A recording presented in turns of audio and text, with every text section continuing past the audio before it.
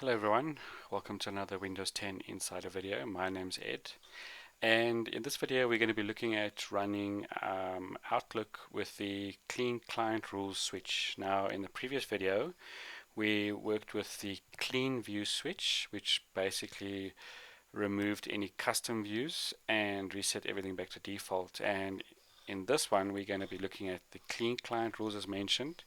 And basically what Clean Client Rules does is it starts Outlook and then deletes any client-based rules.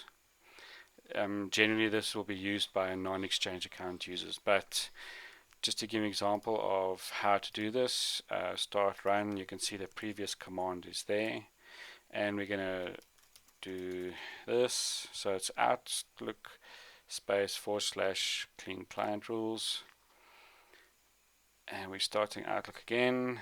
As you can see, this time no rules, and Outlook is back working. As mentioned, this is not safe mode, so it doesn't lock you out of the dark theme and anything else. And pretty much if Outlook was crashing with client rules, or you wanted to get rid of the client rules, then you'd obviously run that command. And it's just another quick video this on Windows 10 Insider, how to do Outlook using different switches and what each switch does.